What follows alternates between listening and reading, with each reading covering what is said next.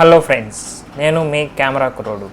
ఈరోజు మనం ఫోటోషాప్లో dress colour అనేది ఏ విధంగా చేంజ్ చేసుకోవాలో తెలుసుకుందాం. ఫస్ట్ ఇమేజ్ అయితే తీసుకుందాం. ఈ ఇమేజ్ని పెన్ టూల్ ద్వారా మనం డ్రెస్ అనేది ఈ విధంగా సెలెక్ట్ చేసుకోవాలి.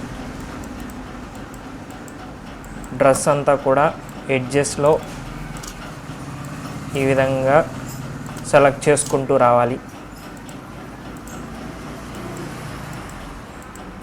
లెగ్స్ దగ్గర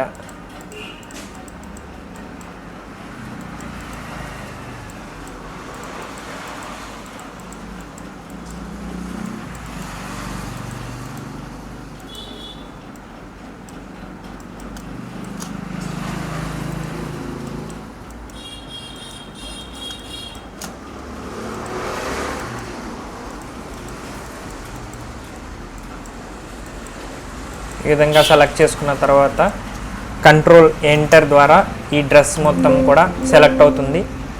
ఈ విధంగా సెలెక్ట్ అయిన తర్వాత లేయర్ బాక్స్లో మనం దీన్ని డూప్లికేట్ లేయర్గా తీసుకుందాం.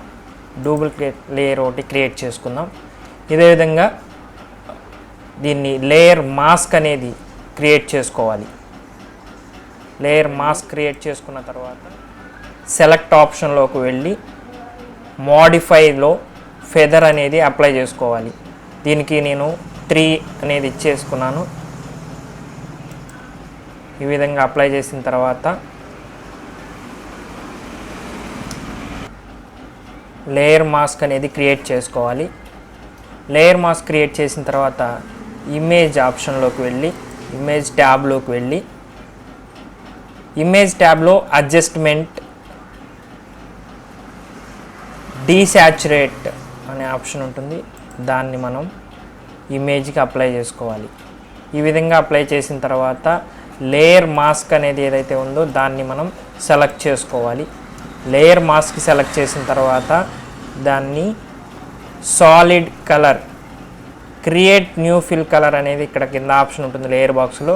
దాంట్లో సాలిడ్ కలర్ అనేది మనం సెలెక్ట్ చేసుకోవాలి. సెలెక్ట్ చేసుకున్న తర్వాత మనం డ్రెస్కి ఏదైతే కలర్ అప్లై చేయాలనుకుంటున్నామో, ఏ కలర్ అయితే అప్లై చేయాలనుకుంటున్నామో, green or red or yellow, ఏదైతే కలర్ అప్లై చేయాలనుకుంటున్నామో ఆ కలర్ని మనం సెలెక్ట్ చేసుకోవాలి.